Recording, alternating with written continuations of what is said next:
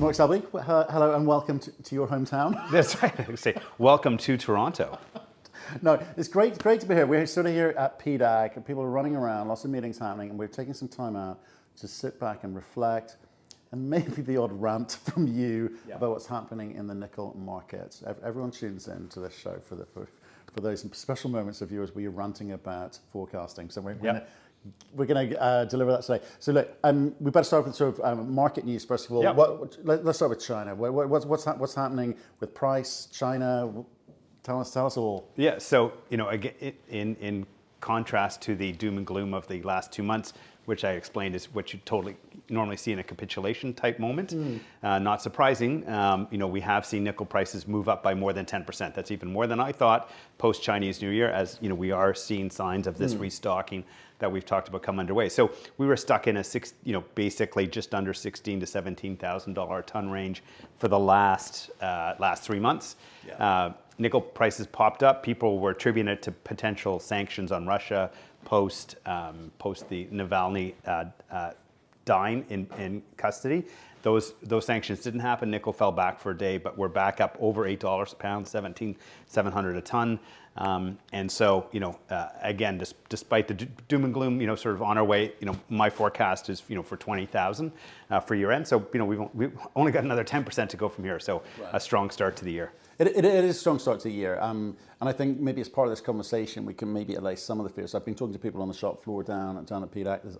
My goodness, didn't realize. I forgot. I've been here for 10 years, right? Yeah. So many booths, so many people. And I was lucky enough to be stopped every 5 yards. That is sarcasm, folks. Yeah. And one of them did talk to me about nickel. He started talking about copper for some reason. He rushed off into the world of nickel and said, well, it comes back to that whole Indonesia thing again. It's just people aren't getting away from that. They're not getting away from the technology that will be applied to be able to, we're gonna be able to produce laterite nickel into the market.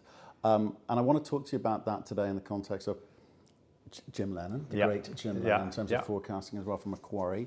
What else are you hearing out there in terms of the mood off the back of quite a difficult year last year for nickel? Well, again, the news flow is, been horrible, but one of the things that I was always struggling with was they had these massive surpluses, but when you look to go to the usual places to see it either reflected in prices or premiums, it just didn't seem like that there was that much nickel there. And again, looking at the demand numbers, we should see sort of more demand around. I think the other big dimension of it, and it's something that we actually highlight in our investor deck for Canada Nickel, is Indonesia is basically controls more of the supply than OPEC did at its peak back in the early 70s, and so they've been slow to renew the mining quotas for this year, and it looks like for this, at least as a start, they're keeping the mine quotas at the same level as they were as 2023. So if you don't have extra ore coming from Indonesia, you're not going to have any additional supply versus where we were in 23. And so I think that's helped support, sort of the start of the restocking that we've talked about, and the fact that it looks like Indonesia is going to constrict supply. Now, Indonesian minister came out and said, we think $18,000 is a good price for nickel. Right. Again, if I was in his shoes, I would want to talk the market down, 10 or 15% below where I think the market's actually going to be. I don't think you can ever, dial prices in quite that specifically. Right. But again, I think we will see. I'm quite confident we're going to get back up to those low $20,000 a ton level. Right. So, okay. Yeah. Right. But you've also got the BHP for a start. They are not betting the house on it, but they are investing heavily into the space, and they've got a view. Yeah. Oh no. So that was in the last 2 weeks, and this is the start of the rant. BHP. That's why I've got my coffee. I just sit back. Yeah. So BHP came out, about 10 days ago, in their half-year outlook, and basically said, and I will read it directly. While the supply gap was still contained mainly in the Class 2 segment of the industry, operating conditions for integrated sulphide businesses remained solid. However, since the LME began to take delivery of Sino-Indonesian nickel cathode to its warehouses, thus catalyzing price convergence between product classes. So again, something we've been talking about for 2 years in terms of the great convergence. This whole Class 1 versus Class 2 was nonsense, and it was a temporary blip until you got additional processing capacity. I guess that has just turned out to be news to BHP for the first time. They then followed up as due to the deterioration in the short-term and medium-term outlook for nickel, we have lowered our nickel price assumptions. Not sure what they were using before, but they've decided to cut those back. So so their statement of where things are going, and again, this is a week and a half ago. From here, we assess that demand needs to track close to the upper end of the plausible range to justify this breakneck expansion, referring to Indonesia, and to restore profitability across the supply curve within the decade's middle third. If demand instead tracks the middle of the plausible range, we estimate that the market may not rebalance before the late 2020s. So they, in their view, things, and they just took a multi-billion-dollar write-down on a bunch of their existing assets and this. So, which was great. So on Thursday, the one guy at one of the banks that actually invests in some fundamental commodity research published a note Thursday that said he'd been traveling through China and based on actual site visits and talking to consumers, producers, traders in China, realized that Chinese demand is basically, it was more high nickel alloys, super alloys, which are generally produced in US and Europe. And again, as China goes up its development curve, it's quite natural for it to start to produce more of these high nickel alloys. So that basically demand had been underestimated for the past year by more than 100,000 tons. Wow. He also noted that they've double counted some supply. So he took his surplus, which was a month ago at 250,000 tons for 2023, which again, I struggled with anything kind of more than 100, down to 150,000 tons, and acknowledge that some traders in the market have, actual surpluses, of 100,000 tons. And more importantly, unlike BHP, who a week and a half ago thought the market was going to stay in surplus till the end of the decade, said, oh, we're going to have a surplus of about 40,000 tons, or about 1%. And if for some reason Indonesian falls a little bit short, or with my demand forecast on top of his supply forecast, we'll be in deficit this year. That's nuts. Yeah. So, and again, you just, the sort of the vomit of announcements over the last 2 months, and it's like, oh, actually, we didn't get the market right. So why? Okay, Jim Lennon at Macquarie Bank, right? Yeah. He's been writing about this space for a long time. He's one of the more respected voices, right? So why should we take note of him and not BHP, one of the world's largest miners? Yep, and you think could, if one of their 3 core metals could hire enough people to do the fundamental research. So this is the part B of the part 2 of the rant. So I will let you. So again, people read commodity forecasts from various banks and think, okay, these are experts. They work at Big Bank A or Big Bank B. But the reality of how most commodity forecasting is done, particularly outside of copper, gold, silver. There's published by 20 or 30 banks, but they effectively come from 4 sources. 1 Wood Mackenzie, 2 CRU, 1 Shanghai Metals Market for China, and they do look at globally. And then in the case of nickel and a few other commodities, there's UN-based international study groups that provide data on each of the metals. So basically, what you see as a bank forecast. So name global big bank who has commodity. The bulk of what they do is they take either Woodmac or CRU. They basically tweak it, the supply and demand numbers to some extent, and then call it their forecast. So the unfortunate part is that those core forecasts, drive the global view in terms of what's going on. So if those things are flawed, and I'm naming names today. If those things are flawed, then all of this analysis is flawed. So that's why, again, this just ridiculous disconnect that we've seen over the last 3 months, is allowed to emerge. You call it fake news? Totally fake news. Yes. Right. Yes. Okay. Yeah. That's a big call, right? Because there's some big names who have big revenues and people rely on them. But you've got someone like Jim who's basically gone there, had a look, and gone, no Kanduski, this isn't happening. Yeah, because again, someone of his knowledge of the sector goes, okay, there's something not adding up here, and goes and does the physical groundwork to get there. And this is again why I'm naming names. When these forecasts are wrong, I mean, what's been announced over the last last few months isn't just some press releases, about some cutbacks. These are hundreds of people, if not thousands of people, who are being told that they're going to lose their jobs, for a period of time. And then when you read nonsense like that's being published by BHP, you think, okay, I'm in Nickel Town A, right? I've worked at this mine for 15 years. What do we do? The biggest player in the space says, oh, we don't think this market's going to come back for 7 years. You're there, your partner's there, your kids are there, and you're trying to make economic decisions about what you're going to do with your life. And because of the shitty, using that term, forecasting that gets done by the group, it has a real impact on people's lives. So that's why but it also, I'm getting a little... we've seen this in Wales and the UK as well with steel. And it's not just the... I don't think we get into this conversation, but it's not just the families and decisions and so forth. Those families make some decisions like, we're moving, we're out of here, and if the market does turn quickly, the people that you want running this stuff aren't there anymore. They're already taking the next job. No, They're 100%. taking the next job, right? 100%. We see that the world over. Yeah. We've seen it in coal, we've seen it everywhere. So they really need... Now, Nickel Study Group does do a good job. Again, they're kind of hamstrung because they're required to take government forecasts, and they don't have, huge staffs of people to go do fundamental work. So they rely on the companies and so forth to do it. But by and large, they do. The one group that I think does an absolutely horrible job, on the demand side, is Wood Mackenzie. Their forecasts over the last 4 or 5 years have been ludicrous. Again, you ludicrous can have to the downside, right? Right.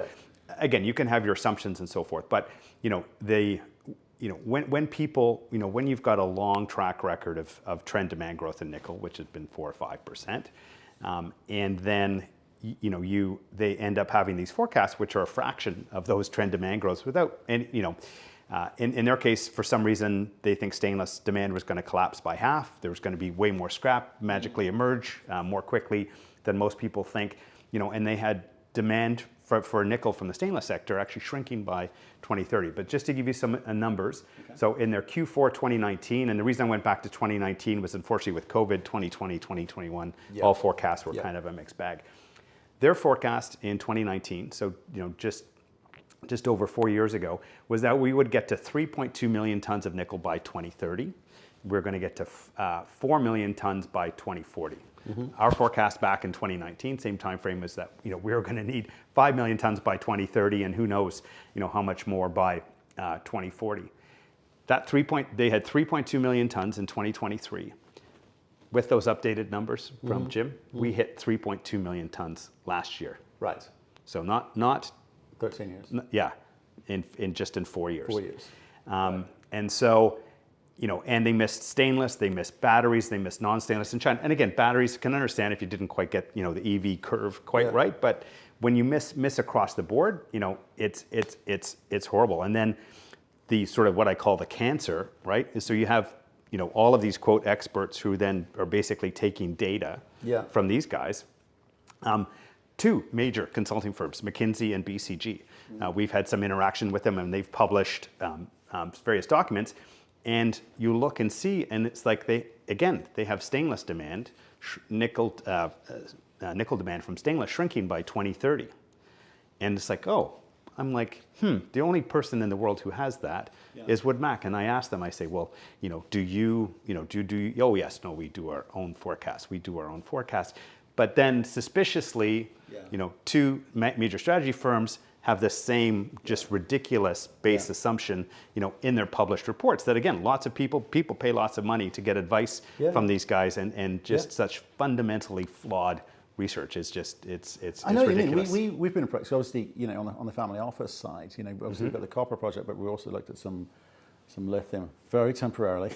No, that's not fair. One of our best returning investments has been on the lithium side. We must get out at the right time. It's 22 times return, and we're like not complaining. But we thought, this will keep going. So we approached one of the better known brands. I'm not going to name names, but who are extremely well known, do lots of conferences around the world, and they've been trying to pitch me their lithium wares. I'm talking to the children selling it to me, and just grilling them on like, so where are your data points from? Which are yours? Which are you buying in? And can you give me some sort of certainty over and above that? Lithium is going to be the poster child for metals going forward. Yeah. Is that, can you anything more specific about that kind of growth trend, where it's coming from, what's driving, etc. And I did get a few, like going through a presentation on some of these assumptions, but some assumptions I'm like going, I don't believe that. I'm struggling to think that that is proprietary data which you've managed to get. I think there's too many assumptions in here to the positive, because there's nothing worse for me when it's to the positive, because you make investment decisions of, in our case, a few tens of millions of dollars. That's a very expensive mistake based on data from companies who are just doing basic consulting on a topic, because there's no competition. They are the authority. I'm like, well, holy shit, guys, you're the authority. Yeah, it's like you're just out of university. I need more than that. I want some industry in here who can validate. And we can sort of name check, et cetera, and cross-reference. But it's interesting, that consultancy space. Yeah, and again, I don't think that if it's not bullish, it's crap. I mean, I think the very first show we did, I said, the price of nickel's going to, drop by more than a third over the next 6 months, which is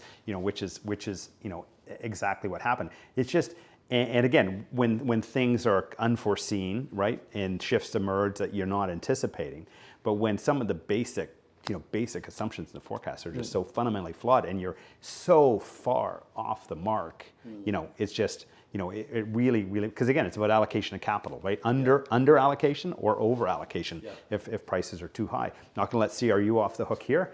Their 23 forecast in 2019 was for 2.75 million tons. Again, will be 3.2 million tons, 500,000 tons short. That's all of Norilsk plus all of Vale that they had missed by, right? That's the kind of scale, and their 2030 and their 2019 forecast for 2030 was 3.7 million tons. That's more than 1 million tons less than where we're forecasting, and we'll probably get there sometime by 2025, 2026, right? So a full 5 years earlier than that, right? So so again, part of this is just, as investors out there, don't really look behind the experts. Try and do what your sense of where you think things are, and do a reality check, whether super bullish that lithium prices are going to stay high forever, right? Or nickel prices are going to stay in the toilet forever. Do enough work so that you feel confident and understand those things. You've been in the space for like 25 odd years. That you're the kind of go-to guy for most of the CEOs, from what I can see, trying to understand the space. But for average retail, it's hard. Some of the institutional guys watching this, and I know there's a lot as well, maybe they can hook up with you if they want a bit more detailed explanation here. But it's cause for concern for them, because they're overpaying for research which is wildly inaccurate. Right. I like, as you say, in my case, I don't want them to be super bullish excited, and you don't want them to be super bullish negative. Bearish negative. So there's got to be a better system out there. It's not like nickel's a small space. It's not like cobalt, right? We're talking nickel. It's hard. Oh no, it's really disappointing. Sort of the general quality of commodity research out there across I was in copper for a few years, and again, didn't see anything that was particularly, that much better. No, it's really tough. And again, don't also look at mining companies to say, okay, well, BHP is the world's largest mining company. They obviously, must have all of the good answers. But, if again, they built a nickel sulfate plant, that was, we talked about many times, there was a horrible decision, basically downgrading a product 5,000 kilometers from the nearest customer rather than continuing to sell the product they were already making. They bought back West Musgrave, and they sold it for less than $1 million of an upfront cash back in 2014, and they spent a couple $2 billion to buy it back, and they were caught up in the bidding war, for Noront, which at that time, the valuations where that got to was just ridiculous relative to the other set of nickel assets that are out there. And again, in 2007. On the downside, it was clear to us in the space that nickel pig iron was going to flood the market. That by early 2007, and nickel prices were going to collapse. They went through a big sharp spike, and you had 3 or 4 nickel acquisitions done at that time. I think all of which which have been almost they're probably wiped out between $10 and $12 billion worth of investment. If they had good market research data, they would not they would not have paid the price that they did back at that time. But it's not unusual. Like we're sort of seeing natural resources, but we sort of see this with big companies all around the globe when they're good at one thing. Right, they do some things really, really well, but they're not immune to making expensive mistakes. It's just, as I always say, money covers up a multitude of sins. Right? You can make a lot of mistakes if you're making a lot of money. And you will, and that's fine. That's normal. Life's like that. We've seen it in the tech space, industrial space. You place bets and stuff. But the research side of things, it really kind of stuns and surprises me that there's one sort of epicenter of data and everything spins or gets regurgitated from that. It's a dangerous, dangerous model indeed. We're all going to fail or succeed together. End of rant. There we go. Well, that's well done on the ranting. I like the no holds barred. I suspect we'll have a few calls in from that one, and we haven't even had a liquid lunch. This is coffee. Right, we've got a little bit of company news. We're going to rip through that as well. So who do you want to pull up? Yeah. So the first one's a new company, Infinico. They've got a project about 3 hours north of Val d'Or in Quebec. Quebec, good jurisdiction. They pulled out 50 meters over 1% and a little bit of copper and cobalt PGMs associated with it, basically near surface. Now, there is a historical lens there. I didn't go back to look at the historical drilling, but it looks, on average, it was better than the average resource. I would like to see the holes closest to it just to see where it was. And some of the holes they did to look to try and extend it did miss. So I wouldn't say it's a home run at this point, but I think that's a decent interval close to surface. Something to keep an eye on is see if something repeats up there. The other one, Karor, which was my old company, and the great thing with Beta Hunt is it's not only a great gold mine, but it's it was one of the original nickel mines in the Kambalda camp. Steve Devlin, who's the VP Exploration, who's a great guy, continues to hit it out of the park. One of the holes, 8% nickel over true width, of 5 meters, not core length, at 13% nickel over 2.5 meters. And again, another several decent intervals, and again, these are potty little lenses that are there. So, great to see, and it'll be good to see, them producing some nickel out of that mine at some point in the not too distant future. Yeah, no, I think we're trying to speak to them this week. I think they're a bit busy, and we're definitely a bit busy. We'll catch up with them. We spoke with Ollie maybe 2 weeks ago, and they seem to be. It's all heading the right way. So it's always going well over there. And what about you guys? What's the news? So the nice thing was last Friday we had a conference call about, again, at the start of the year, we announced a $35 million flow-through financing. Inco Inc did the back end of it, ended up owning 12% of the company. But again, the money that they gave us basically is for exploration. So, again, when people think, okay, I must be just arm waving, how can you be so confident about the nickel district we have? So we really wanted to put some meat on, what we think we're going to be able to deliver there. So over the next 15 months, we will deliver resources on 7 separate deposits in addition to Crawford, over the next 15 months. And we're targeting a geophysical footprint that we've used quite well. That's 10 times the size of Crawford. And to give you an idea of just how good this geophysical footprint is, we've now drilled. We have a 94% hit rate in our regional exploration. We haven't had a bad hole since 2022. Right. So we've been able to continue to refine it further, and really do, we're quite confident in being able to deliver those resources. And we're targeting potentially another 6 discoveries across the land package. Companies are lucky to have 1 project, maybe 2 projects. But again, we really are unlocking an entire nickel district here. Yeah, no, spectacular. And talking meat on the bone, chicken wings specifically, I had the pleasure of bumping into one of the brains of your brains trust whilst chowing down. And he was sort of explaining how you guys have come. I thought it was fascinating. It's just so smart, so efficient, clearly has been efficient. And so that kind of multiple target chasing that you're going to be doing over the next few months. You're funded from the Agnico money alone? Yep. That's amazing. Yeah. Okay. So lots of information on the growth and right. So that's one side of it, and the other side of it obviously is as you kind of moving forward to FID. That's what people are going to say. Well, if you can prove it with this with Crawford. and then cut and paste across I'm the rest. now going to, if you do that and it gets bonded and it starts to be built, people then they'll just do some really simple math with you and you go, okay, well, I'll do 7 times that one, please. Yep. Okay, so that's timing. We're still. Oh yeah, we'll have confident? that. Yep, we'll be delivering them. We'll have a whole slew of exploration data starting later this month, and it'll be sort of regular releases as we all the way through. We're ramping up to 5 drills. Right. Okay, and then a bit on Crawford as well. Crawford, everything's on track. Good. Good. Okay, well, fine. Great to see you, sir. I love the rant. I love the rant.